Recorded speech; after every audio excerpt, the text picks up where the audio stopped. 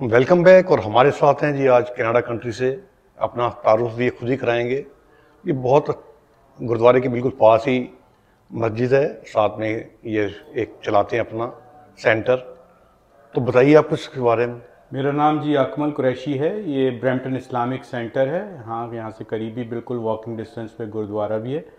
तो जो स्पोर्ट्स की एक्टिविटी हैं उसमें बास्केटबॉल होती है, यहाँ पे जिम भी बनाया हुआ है ताकि बच्चों को कुरान की तालीम के साथ साथ उनको फ़िज़िकल एक्टिविटी भी मिले। तो बास्केटबॉल होता है यहाँ पे, बैडमिंटन होता है, इसके अलावा कराटे की क्लासेस भी होती हैं ताकि फ़िज़िकली जो है वो एक्टिव हो।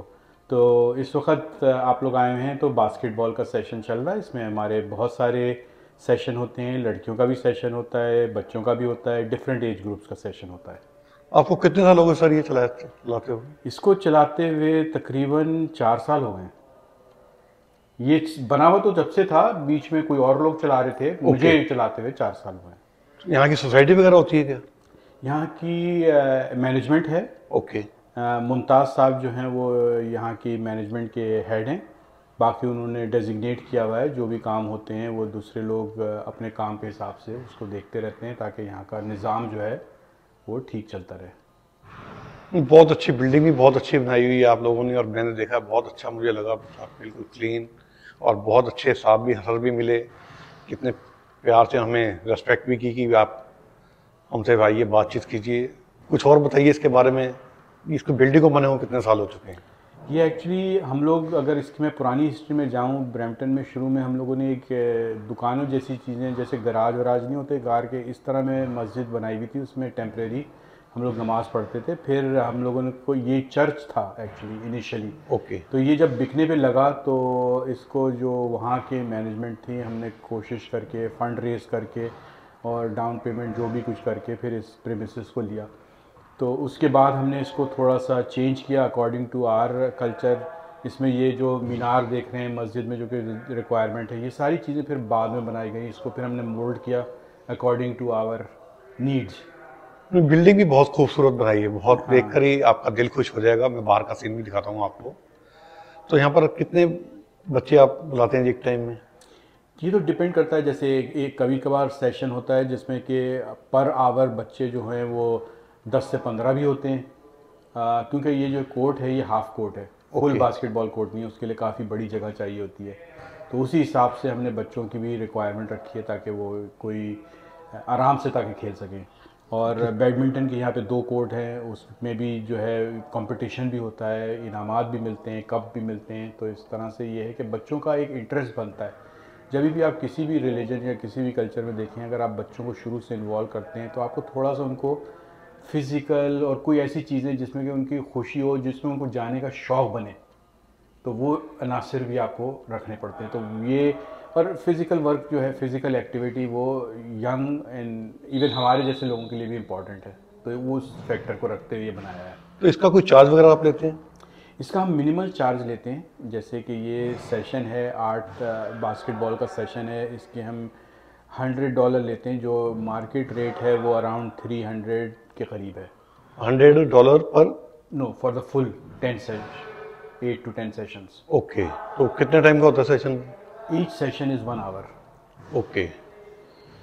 तो ये सब धर्मों के लिए, रिलीजन के लिए अलाउ है या सिर्फ आप अपने ही लोगों को अलाउ करते हैं इसमें? फ़िलहाल तो इसमें जो भी बच्चे यहाँ पे पढ़ते हैं वही इन्वॉल्व हैं उसी ओके। में। पढ़ते मीन्स कुरान पढ़ते हैं, जो अपने लेसन्स लेते हैं, जो इन्वॉल्व हैं कम्युनिटी में। और कोई बताना चाहें कनाडा कंट्री के बारे में, कुछ इसके बारे में जो हम नहीं पूछ पा रहे आपसे?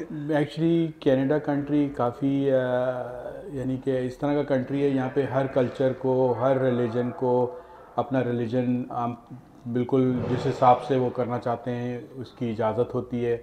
गवर्नमेंट की भी सपोर्ट होती है, हमारे जो मेंबर्स हैं उनकी भी सपोर्ट होती है। जिस वक्त यहाँ पे आप देखें इलेक्शन होता है तो कोई डिस्क्रिमिनेशन नहीं होता। ज़्यादातर एक्चुअली जो सिख कम्युनिटी के लोग हैं वो इस हल्के से इलेक्शन लड़ते हैं, वो आते हैं, अपनी कन्विंसिंग करते हैं, उनको टाइम भी देते हैं। हमारी जो मॉस्क होती है, जुमे के दिन हमारी सबसे बड़ा इज्तिमा होता है जिसमें बहुत लोग होते हैं। तो जो हमारी यहाँ की मैनेजमेंट है वो उस में भी उनको चांस देती है कि आप अपना जो भी मौक़िफ़ है वो रखें। अगर लोगों को पसंद आएगा दे कैन गिव वोट। तो हम लोग किसी भी उसको डिस्क्रिमिनेट नहीं करते कि जी इस कम्युनिटी को हमने लाना है। Anybody is part of multicultural, ये आपने सही वर्ड यूज़ किया। तो this is a multicultural country and यहाँ पे हर चीज़ बिल्कुल मल्टीकल्चरल है। और अच्छी बात है, सब में बड़ा प्रेम प्यार है। मेरे पड़ोसी भी बता दूं पाकिस्तान से ही हैं, और कितनी मैं उनकी तारीफ करूं वो कम है, मतलब सपोर्ट करते हैं हम लोगों को वो लोग। पे जो सबसे बड़ी चीज़ है, बेशक ये मॉस्क है, बेशक अगर हम कहें कि जी इस्लामिक वो है, लेकिन इसमें कोई लोग आ रहे हैं जो सोमालिया से ताल्लुक़ रखते हैं, कोई आ रहे हैं पाकिस्तान से, कुछ आ रहे हैं हिंदुस्तान से ताल्लुक़ रखते हैं। 170 कंट्री के लोग इस कंट्री में रहते हैं। अभी मुझसे थोड़े अरसे पहले एक साहब आए जो का ताल्लुक़ हिंदुस्तान से था। उन्होंने कहा कि मैं हिंदुस्तान के लिए इतनी मरतबा गोल्ड मेडल जीत चुका हूँ। मैंने पूछा किस चीज़ में? उन्होंने बोला रोलर स्केटिंग में गोल्ड मेडल जीता है। तो उन्होंने बोला कि आप अपने बच्चों को रोलर स्केटिंग सिखाना चाहेंगे? तो मैंने बोला देखें हमारा तो ऑडिटोरियम ये छोटा सा है मुख्तसर, तो पता नहीं आपकी रिक्वायरमेंट रोलर स्केटिंग की क्या होती है। तो यानी कि मैं ये बता रहा हूँ कि मल्टी कल्चरल है, हर कल्चर के लोग हैं, और उसकी वजह से जो है रंग रहता है लाइफ में। बहुत से लोग हैं वो जैसे हम लोग गुफ्तगू कर रहे हैं, मैं पंजाबी भी बोल सकता हूँ, उर्दू में गुफ्तगू कर रहे हैं।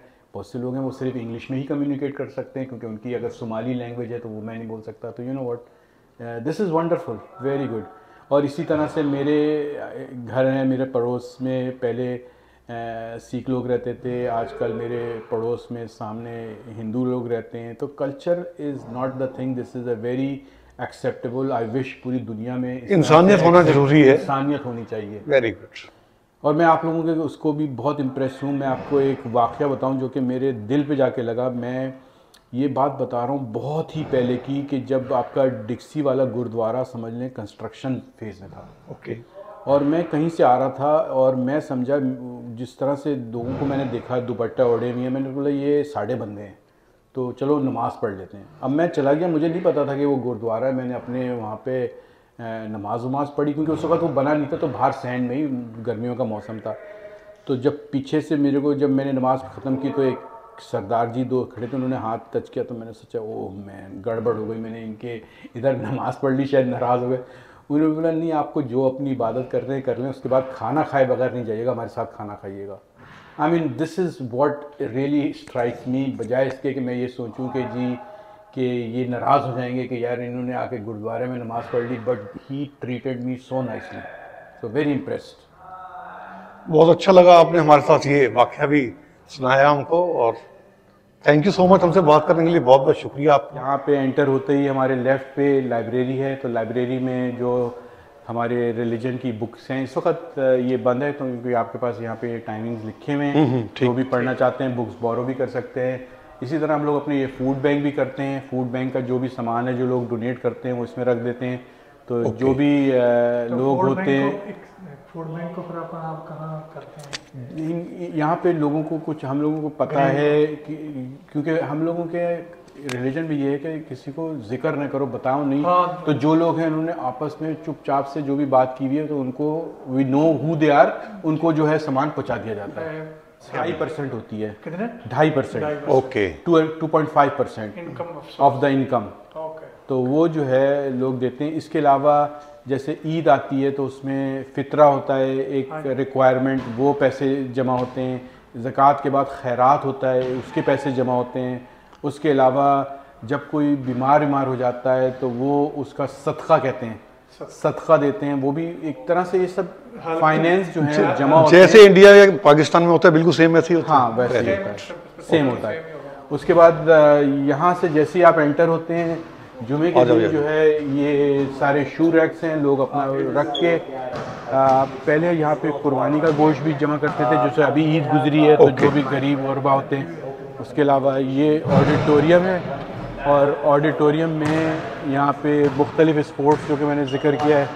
उसके अलावा वो स्टेज है, अगर कभी यहाँ पे किसी को शादी वादी या कोई अपना फंक्शन ऑर्गेनाइज करना है तो वो इस हॉल को, कोई फंक्शन करना है तो इसको ले सकता है। तो इसका कोई चार्ज वगैरह लेते हैं सर आप? इसका कुछ नॉमिनल सा चार्ज लेते हैं, जिसमें कि वो इनकी क्लीनिंग और ये सब चीज़ जो है वो कवर हो जाए।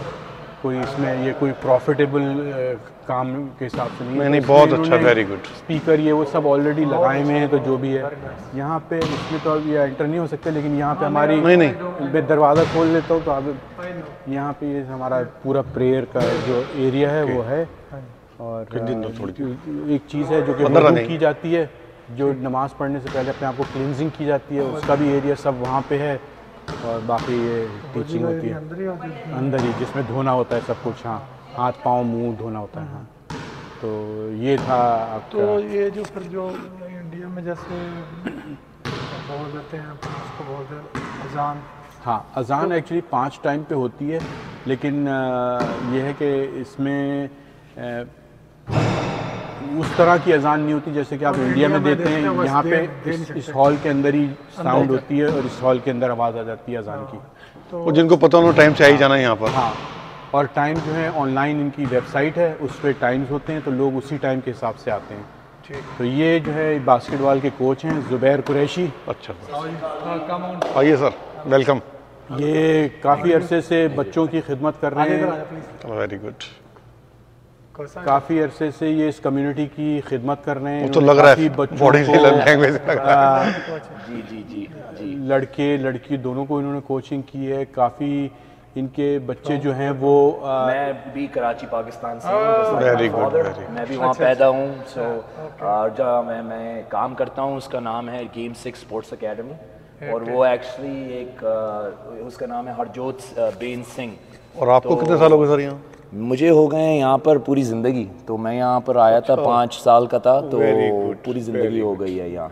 लेकिन मैं जहाँ काम भी करता हूँ वो एक सिख बंदे ने शुरू किया है, उसका नाम है हरजोत बेन सिंह, और मैं उसके साथ काम करता हूँ। हम पूरी लीग चलाते हैं और वहाँ पर बास्केटबॉल कोचिंग है और ट्रेनिंग है। और हमारे शुरू से ही मतलब इसी लाइन में ही? इसी लाइन में हूँ for 5 years now। Very good. वो लग रहा है आपके और माशाल्लाह से ये यूनिवर्सिटी एजुकेटेड हैं, लेकिन इनको क्योंकि फिजिकल और बास्केटबॉल का हमेशा से जी और एक ज़रूरत थी हमारी कम्युनिटी में कि बच्चों को एक्सरसाइज मिले।